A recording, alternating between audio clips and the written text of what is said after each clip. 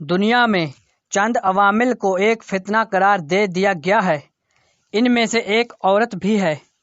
جمہوریت پسندی اور روشن خیالی کے اسباق اور اصولوں کے برعکس اسلام میں عورت کی گواہی اور عورت کی حکمرانی کو کسی بھی معاشرے کی تباہی کی معجزت قرار دے دیا گیا ہے، اور ایک سربراہ کی حیثیت ایک مرد کو ہی حاصل ہے، کیونکہ فطری طور پر مرد ایسے امور میں مضبوط اعصاب اور فیصلہ سازی کی قوت کا حامل ہے۔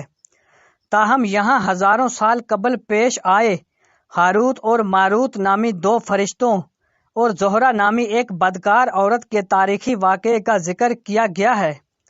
حضرت ادریس کے زمانے میں ایک مرتبہ فرشتوں نے بنی آدم پر اعتراض کیا کہ یہ نہایت بدکار ہیں، ان کی جگہ ہمیں زمین پر حکومت دی جائے۔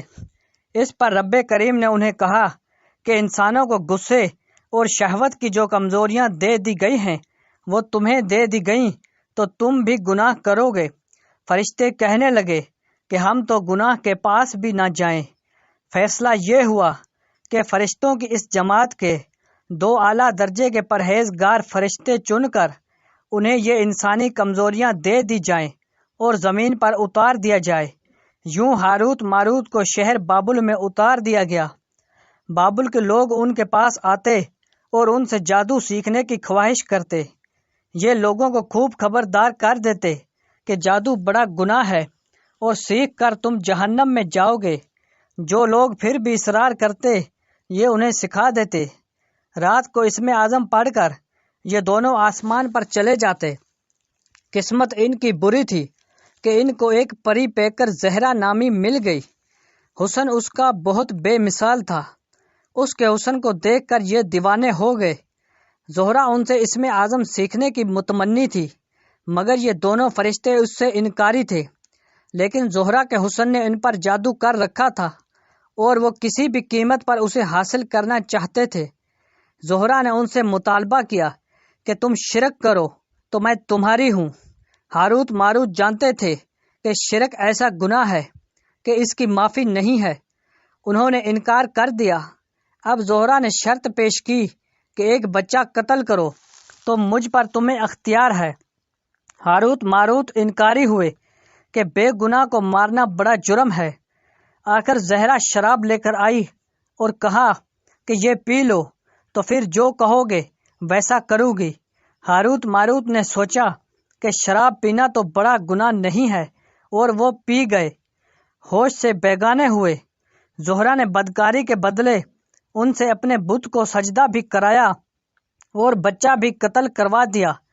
جب انہیں ہوش آیا تو وہ کہنے لگی کہ تم نے جن دو کاموں کو کرنے سے انکار کیا تھا، نشے میں مدہوش ہو کر تم نے ان میں سے ایک کام کو بھی نہ چھوڑا۔ پھر انہیں ان گناہوں کے بدلے دنیا کی سزا اور آخرت کے عذاب میں اختیار دیا گیا تو انہوں نے دنیا کی سزا کو اختیار کر لیا۔ بچے کی جگہ شوہر کو قتل کروانے کا ذکر بھی کئی جگہ پر کیا گیا ہے، اور یہ بھی بتایا گیا ہے کہ ہاروت ماروت دونوں اسم اعظم جانتے تھے۔ اس اسم اعظم کو پڑھ کر وہ ہر رات آسمان پر چلے جاتے تھے۔ زہرہ نے نشے کی حالت میں اسم اعظم سیکھ لیا، اور جب ہاروت ماروت ہوش و حواس میں واپس آئے تو انہیں یہ بھول چکا تھا، اور زہرہ اسم اعظم پڑھ کر آسمان پر چلی گئی، جہاں رب کریم نے اس کی روح کو زہرہ ستارے سے متصل کر دیا۔ تفسیر نعیمی میں لکھا ہے کہ ہاروت ماروت کو بطور سزا جنجیروں سے جکڑ کر چاہ بابل میں الٹا لٹکا دیا گیا۔ اس کنویں میں آگ بھڑک رہی ہے اور فرشتے ہر وقت ان کو کوڑے مارتے ہیں اور پیاس سے ان کی زبانیں باہر نکلتی ہوئی ہیں، اور یہ قصہ سنی بہقی مسند امام احمد اور دیگر کتب و احادیث میں باسناد صحیح و مروی ہے۔ ہاروت ماروت کے حشر سے عبرت پکڑ کر باقی فرشتوں نے اپنی خطا کا اقرار کیا، اور زمین والے خطا کار انسانوں پر بجائے لعن طعن کرنے کے ان کے لیے دعائے مغفرت کرنے لگے۔